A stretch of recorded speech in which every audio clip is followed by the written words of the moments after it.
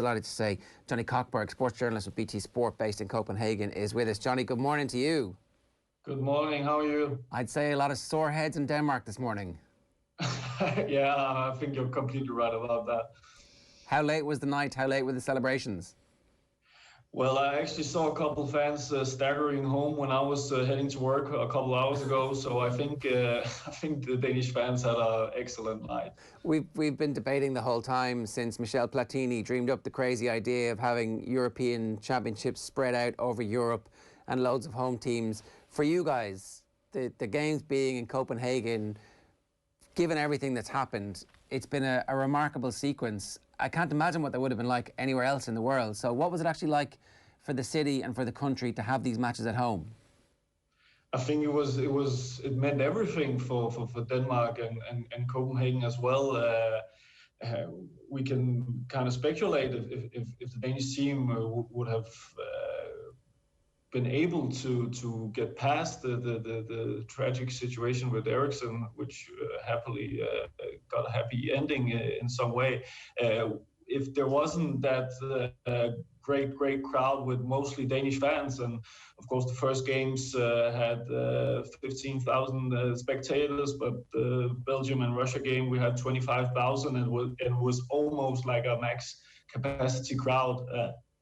I think the whole experience for Copenhagen and Denmark after a pandemic, which of course has hit the whole world, but Denmark also been part of that, and it was just a great moment after 15, 16 months of isolation and no partying, no social life. It was a great moment for Danish football and the Danish people in general to have the Euros in Copenhagen. So the last few days, we spoke to you 2 days, I think, after the first game when Christian Eriksen was still in hospital. Since then, obviously, the team played quite well against one of the best teams in the competition and didn't get a result. And so it looked like more than likely they were going out. But there was still a glimmer of hope. They needed to put in an incredible performance. So what have the last few days been like in the build-up to the game with Christian Eriksen getting out of hospital and then also the game itself? I think the Belgium game was, of course, the first game after the situation with Eriksen. So that was a game where nobody kind of knew what the situation would be with the team, where they were mentally. Of course, everyone saw they showed great character, played a great game, but they didn't get the result.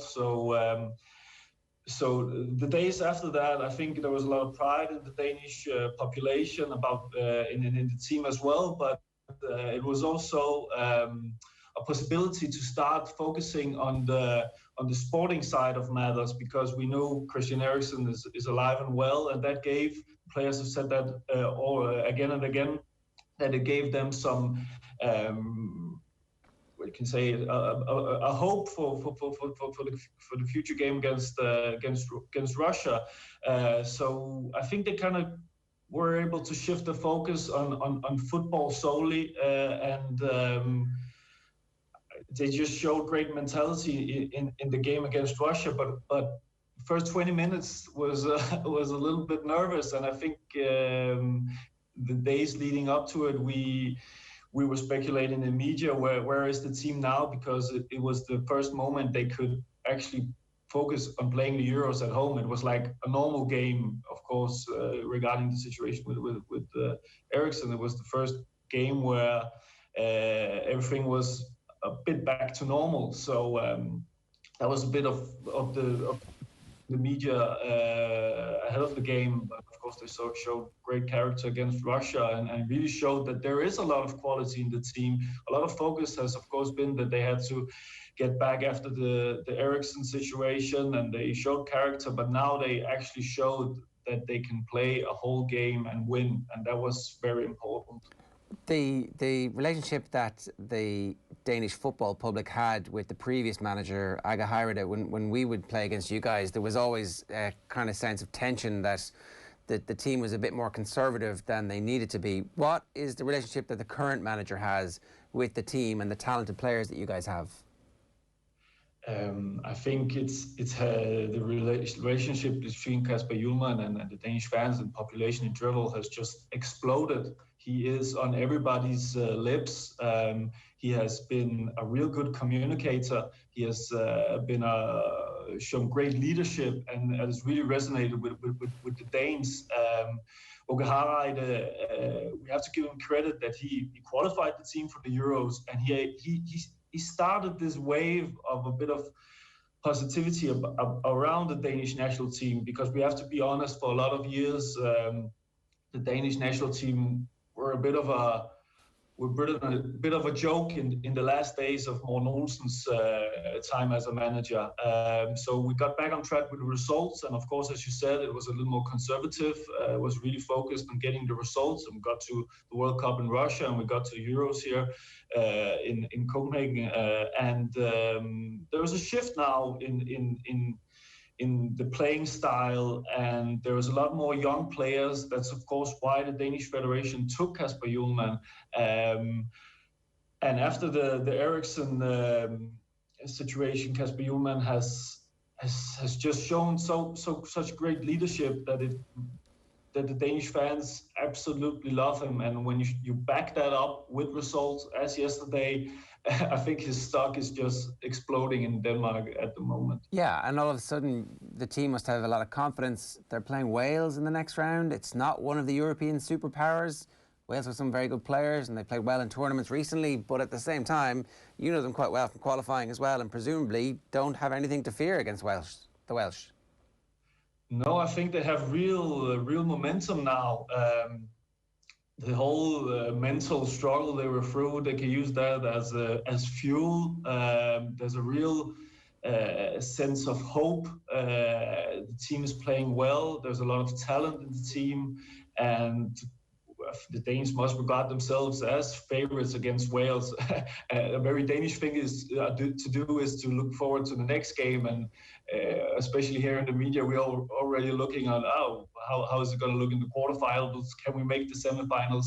And that's just an example of the hope that is in the Danish football community in the moment, because we must be honest and say that the Wales is a very good team with good players, but I think at the moment the Danish team is better, and they should get the win. Right, so you're feeling pretty confident. That's good to hear, because the performance against Russia was sensational. Was that performance something that you had seen before? Is that the team playing the way the manager wants them? I mean, obviously they want to score 4 goals and only concede 1 against a team in the Euros, but what I mean is the style and the tactical fluidity. Was that how this team is supposed to play, and have you seen them play like that recently?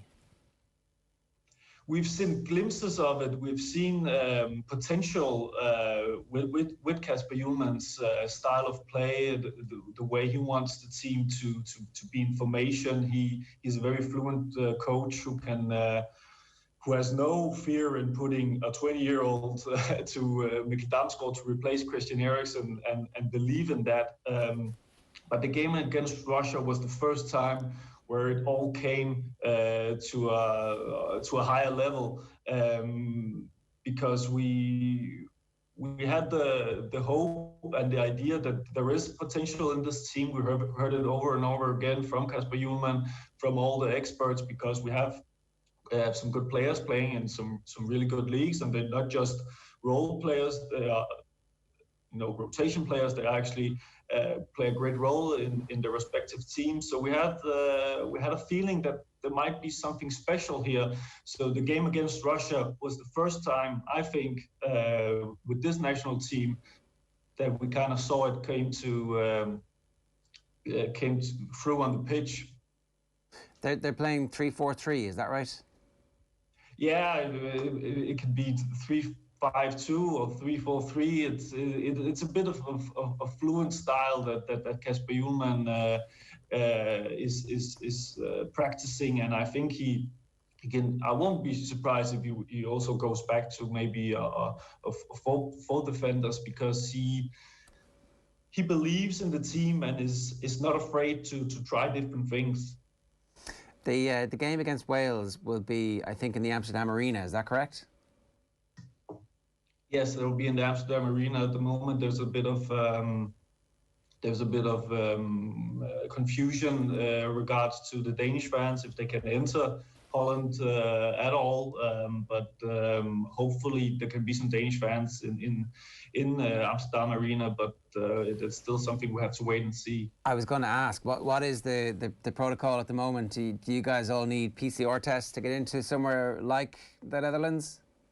Yeah, I think there's a little confusion. We're trying to figure it out at the moment because I think there was a health minister who said that both Wales and Danish fans might not be able to enter because there is a requirement of 10 days isolation, but maybe the fans can get some kind of dispensation. But that's a bit unclear at the moment, but I really hope for both the Welsh and Danish fans that they will be able to travel to Amsterdam. And are there many Danes living already in Holland that might be able to go to the game and pack out the stadium and make it a bit like a home match? I don't. Probably are some Danes in Holland, but I have no knowledge of like a big congregation in Amsterdam. But I think the Dutch are a possible opponent in the quarterfinals for Wales and Denmark. So maybe they will cheer on both sides, hopefully. Yeah, it's hard to know exactly which side they're going to be up for. Johnny, it's been an amazing story. How is the country feeling after everything that's gone on? Well, I think there's just a fever, a football fever at the moment. Last night was crazy when I was at Parken and bicycling home. There was a party going on everywhere. I haven't seen anything like it with the national team in years. It was there was footage and videos from crazy party in the city center, and I think after all, that was what we wanted to happen. Of course, nobody could foresee what would happen with Christian Eriksen in the game against Finland. And I think after that, the feeling was that if they just can play the last two games and get through somehow, it would be a victory. But now they're actually through to the round of 16. And I just think the party's just started and all the Danes are ready to show up. Nobody wants to play them. That's the other thing. Like at this point, nobody's thinking, yeah, I really fancy playing against Denmark. No, I don't think anyone wants to beat them and be the baddies of the Euros at the moment. Johnny, great stuff. Congratulations. Thanks a million for joining us. Thank you. Have a nice day. Johnny Kokborg there from BT Sport in Denmark.